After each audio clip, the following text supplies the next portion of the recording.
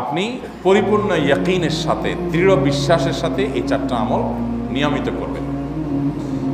এবং আমি বহু মানুষকে পার্সোনালি এটার পরামর্শ দিয়েছি, ওনারা আমল করেছেন, আমল করে উপকৃত হয়েছেন। এরকম বহু মানুষ আছেন, বৃদ্ধ মানুষ, বাবা ক্যান্সারে আক্রান্ত হয়েছেন অনেক দেরিতে, আল্লাহ তাআলা অলৌকিকভাবে সাহায্য করেছেন। হ্যাঁ, কখনো যদি আল্লাহ তাআলা এই আমলগুলো করার পরও আমার বিপদ দূর না করেন, তাহলে হয় আমার আমলের মধ্যে কোনো ত্রুটি ছিল, অথবা আমার এই বিপদ দূর না হওয়ার মধ্যে আমার জন্য কোনো কল্যাণ নিহিত ছিল।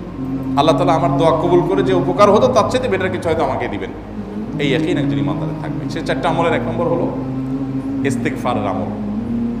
ইস্তেগফার, আপনি ফেসে গেছেন কোনো জায়গায়, কোনো উপায় পাচ্ছেন না, আপনি ইস্তেগফার করতে থাকেন। আস্তাগফিরুল্লাহ ওয়া আতুবু ইলাইহি, আস্তাগফিরুল্লাহ ওয়া আতুবু ইলাইহি, আস্তাগফিরুল্লাহ ওয়া আতুবু ইলাইহি, আস্তাগফিরুল্লাহ, আস্তাগফিরুল্লাহ, আস্তাগফিরুল্লাহ আল্লাযী লা ইলাহা ইল্লা হুয়াল হাইয়ুল কাইয়্যুম ওয়া আতুবু ইলাইহি ওয়া লা হাওলা ওয়া লা কুওয়াতা ইল্লা বিল্লাহ। اللهم أنت ربي لا إله إلا أنت خلقتني وأنا عبدك وأنا على عهدك ووعدك ما استطعت أعوذ بك من شر ما صنعت أبوء لك بنعمتك علي وأبوء لك بذنبي فاغفر لي فإنه لا يغفر الذنوب إلا أنت সাইয়্যিদুল ইস্তিগফার। এভাবে যে কোনো ইস্তিগফার করতে থাকেন, আপনি বেশি বেশি করে আল্লাহর কাছে ইস্তিগফার, ক্ষমা প্রার্থনা করতে থাকেন, খুব বেশি। আপনার 2 ঠোঁটে অনবরত আপনি চাইতে থাকেন আল্লাহর কাছে ক্ষমা। এই ইস্তেগফার সম্পর্কে নবী করিম সাল্লাল্লাহু আলাইহি ওয়াসাল্লাম বলেছেন, মাল্লাজিমাল ইস্তেগফার, যে ব্যক্তি ইস্তেগফারকে আঁকড়ে ধরবে, আঁকড়ে ধরা মানে কি, এটা ছাড়বে না, সে পড়তেই থাকবে অনবরত। টয়লেটে যাওয়ার সময়টা, ঘুমের সময়টা, খাওয়ার সময়টা বাদে, অবসর নামাজের সময়টা বাদে, সারাক্ষণ সে ইস্তেগফার পড়বে। এরকম যদি কেউ করে, আল্লাহ রাব্বুল আলামিন জাআলাল্লাহু লাহু মিন কুল্লি হাম্মিন ফারাজা ওয়া মিন কুল্লি যায়কিন মাখরাজা, সকল পেরেশানি থেকে, সকল টেনশন থেকে বের হওয়ার পথ আল্লাহ তাআলা অলৌকিকভাবে তার জন্য আবিষ্কার করে দিবেন। এবং আমি আমার জীবনে যেটা বলেছিলাম, বিস্তারিত বলতে চাই না, এরকম পরিস্থিতি আসছে যে চোখের সামনে কোনো আপাতত রক্ষার কোনো পথ আর খোলা নেই, এমন ভয়াবহ বিপদ। ইস্তেগফার করতে করতে এমনভাবে আল্লাহ তাআলা সাহায্য করেছেন যে এটা কল্পনা করলেও মনে হয় যে স্বপ্নের মতো। কিভাবে এখন এই লোক এই জায়গায় আসলো আমার সাহায্যের জন্য, এই লোক তো এটা আমি এই জায়গায় আসার কথা না, ঠিক উনি এসে হাজির হয়ে গেলেন এবং উপকারটা, আমার সমাধানটা হয়ে গেল সমস্যা। তো আলহামদুলিল্লাহ, বহুবার আমি পরীক্ষা করেছি, আর আমার পরীক্ষার 2 পয়সার দাম নাই। হাদিসে বলা আছে, গ্যারান্টি দেওয়া আছে, আমার পরীক্ষা করলেই কি না করলেই। তাহলে একটা আমল হলো কি, ইস্তেগফার। সব সময়ের জন্য এটা কন্টিনিউয়াস করবেন, আর এমনি অবসর সময় ইস্তেগফার করবেন। আরবদের মধ্যে সৌন্দর্য আছে, তারা বিভিন্ন ডাক্তারের ওয়েটিং রুমে বা বিভিন্ন জায়গায় মানুষ যেখানে অপেক্ষা করে পাবলিক প্লেসগুলোতে লিখে রাখে ইস্তেগফার করুন, আপনার হাইওয়েগুলোর পাশে লেখা থাকে ইস্তেগফার করুন, এবং তারা আসলে একটু পরপর দেখা যায় ইস্তেগফার করে। ভালো মন্দ গুণ সবার মধ্যে আছে, তাদের এই ভালো গুণটা আছে, ইস্তেগফার বেশি বেশি করা। আমরা ইস্তেগফার সচরাচর এইভাবে অনবরত অবসর সময় করার অভ্যাস অনেকের মধ্যেই নাই। আমরা এটা চালু করবো ইনশাআল্লাহ। বিশেষ করে যখন কোনো সমস্যা হবে, তখন ইস্তেগফার চলতে থাকবে মুখে অনবরত। ধীরে ধীরে মহব্বতের সাথে নিজেকে, নিজের পাপ অপরাধগুলোর কথা স্মরণ করে আল্লাহর কাছে মাফ চাইতে থাকবো, পেরেশানি দূর হবে ইনশাআল্লাহ। 1 নাম্বার 2, দুরূদ। নবী করিম সাল্লাল্লাহু আলাইহি সাল্লামের প্রতি দুরূদ পাঠ করা, এটা যদি আপনি নিয়মিত করতে থাকেন মহব্বতের সাথে, আল্লাহুম্মা সাল্লি আলা মুহাম্মদ ওয়া আলা আলি মুহাম্মদ কামা সাল্লাইতা আলা ইব্রাহিম ওয়া আলা আলি ইব্রাহিম ইন্নাকা হামিদুম মাজিদ, আল্লাহুম্মা বারিক আলা মুহাম্মদ ওয়া আলা আলি মুহাম্মদ কামা বারাকতা আলা ইব্রাহিম ওয়া আলা আলি ইব্রাহিম ইন্নাকা হামিদুম মাজিদ।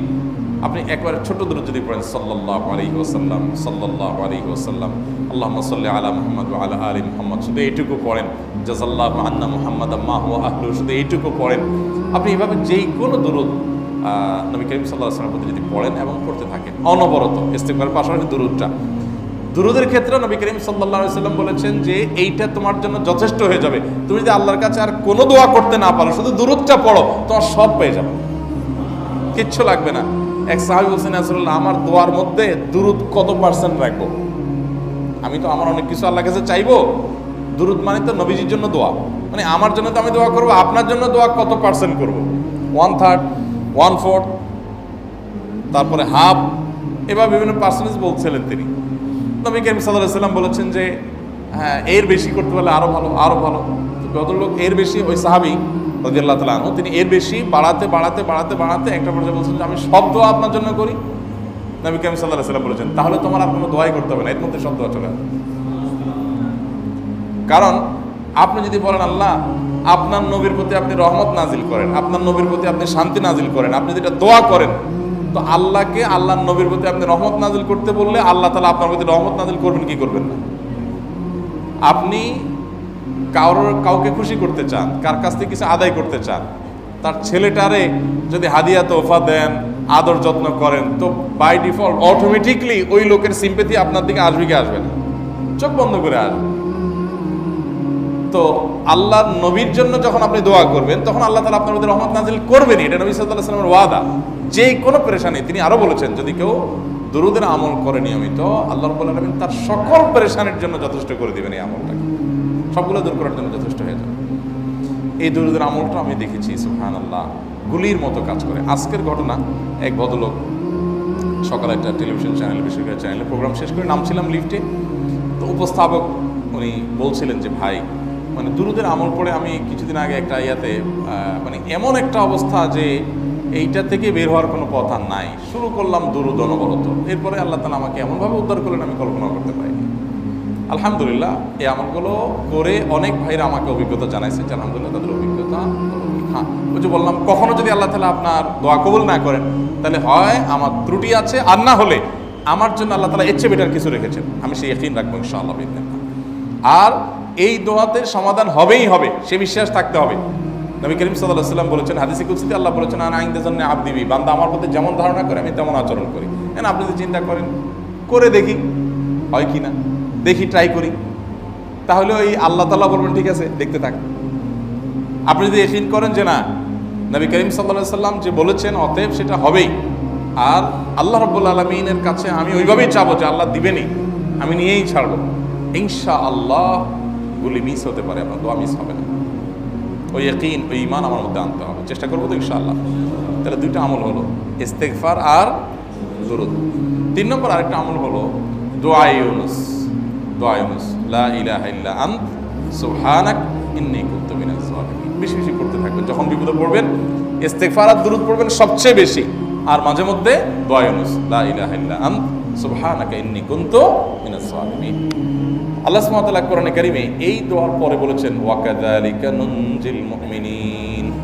এই দোয়া পাঠ করার মাধ্যমে ইউনুস আলাইহিস সালামকে পৃথিবীর ইতিহাসের সবচেয়ে অলৌকিক ঘটনা, সকল সায়েন্স, সকল আপনার বিজ্ঞানের তত্ত্ব সবগুলোকে আপনার সবগুলোর বিপরীতে বা সবগুলোকে আপনার ভুল প্রমাণ করে দিয়ে ওই জায়গাটার জন্য আল্লাহ তাআলা ইউনুসকে মাছের পেটে ঢোকার পর সেখান থেকে আবার জীবিত রেখে বের করেছেন। অক্সিজেন অভাবে সেখানে এমনি মারা যাওয়ার কথা, আরো নানা কারণে মারা যাওয়ার কথা, তাই না? কিন্তু আল্লাহ তাআলা তাকে রক্ষা করেছেন, কারণ উনি ওই বিপদে পড়ার পর থেকে এটা পড়তেছিলেন, লা ইলাহা ইল্লা আনতা সুবহানাকা ইন্নী কুনতু মিনাজ জালিমিন। তো আল্লাহ তাআলা কোরআনে বলেছেন এটা ইউনুস, তার নবী ইউনুস আলাইহিস সালামকে আল্লাহ তাআলা এটার মাধ্যমে রক্ষা করেছেন, সেটা তার জন্য খাস না, এটা তার জন্য স্পেশাল না, বরং আল্লাহ বলেছেন ওয়া কাযালিকা নুনজিল মুমিনিন, এটা দিয়ে আমি তাকে রক্ষা করেছি, একইভাবে ঈমানদারদেরকেও এইটার মাধ্যমে রক্ষা করব। এটা বড় অস্ত্র পেয়ে গেলাম, দোয়া ইউনুস বেশি বেশি পড়বো ইনশাআল্লাহ, লা ইলাহা ইল্লা আনতা সুবহানাকা ইন্নী। আমার দেশে আবার দেখা যায় বিপদ হয়ে গেলে তখন হুজুর ভাড়া করে যে ভাই আপনারা সবাই মিলে এটা 1 লাখ বার পড়ে দেন, 1.25 লাখ বার পড়ে দেন, টাকা দিব আপনারা পড়ে দেন। আপনারটা আপনি পড়বেন ভাই, হুজুরদের কাছে দোয়া চান সমস্যা নাই, আর হুজুরদেরকে খাটায়া টাকা দিবেন কেন, এমনি টাকা দিবেন না দিয়া। আর এই দোয়া নিজে নিজে করতে থাকবেন। ইউনুস আলাইহিস সালাম ওই সময় কি লোক ঠিক করছিলেন যে ভাই আপনারা সবাই দোয়া ইউনুস পড়েন, আমি গেলাম, আমি মাছের পেটে গেলাম, আপনারা বসেন সবাই দোয়া ইউনুস পড়া দেন, করছেন উনি, ওনারটা উনি করছেন, তো আপনারটা আপনি শুরু করবেন দোয়া ইউনুস না। 4 নম্বর আমল হলো ইয়া যাল জালালি ওয়াল ইকরাম, এটা বিশেষ করে পাঠ করবেন। নবী করিম সাল্লাল্লাহু আলাইহি ওয়াসাল্লাম বলেছেন, আলিজু বিয়া যাল জালালি ওয়াল ইকরাম, ইয়া যাল জালালি ওয়াল ইকরাম, এইটাকে তোমরা আঁকড়ে ধরবে। ইয়া যাল জালালি ওয়াল ইকরামের মানে কি? এটা আল্লাহকে ডাকা, আর কিছু না, এবং হাদিসে বর্ণিত দোয়া, এটা মাসনুন দোয়া। ইয়া যাল জালালি ওয়াল ইকরাম মানে হে মহা ক্ষমতার অধিকারী, প্রতাপশালী এবং সম্মানের মালিক, এটা বলার মানে হলো আল্লাহর কাছে নিবেদন করা, যেহেতু আপনার প্রতাপ আছে, আপনার জালাল আছে, আপনার বড়ত্ব আছে, হে বড়ত্বের অধিকারী এবং হে সম্মানের অধিকারী, আপনার যেহেতু আল্লাহ তাআলা এটা, আপনার যদি এটা আছে, অতএব হে আল্লাহ আপনি আমাকে এটা দান করুন, আপনার সেখান থেকে আমার প্রতি রহম করুন, আপনার সেখান থেকে আমাকে, আপনার বড়ত্ব থেকে আমাকে আপনি হেফাজত করুন, আপনার একরাম থেকে আমাকে আপনি, তা দিয়ে আপনি আমাকে রহম করুন। তো সেই দোয়া আল্লাহ তাআলার কাছে নিবেদন করতে পারি, ইয়া যাল জালালি ওয়াল ইকরাম। এর পাশাপাশি তাহাজ্জুদের নামাজ এবং যে কোনো নফল নামাজ। কারণ নবী সাল্লাল্লাহু আলাইহি সাল্লাম ইজা হাযাবাহু আমরুন সাল্লা, নবীজি সাল্লাল্লাহু আলাইহি সাল্লামের কোনো পেরেশানি শুরু হলে আগে ওযু করে 2 রাকাত নামাজ পড়তেন, ওযু করে 2 রাকাত নামাজ পড়তেন। আমাদের যখন পেটে ব্যথা শুরু হয় আগে কার কথা মনে পড়ে? ডাক্তারের কথা মনে পড়ে।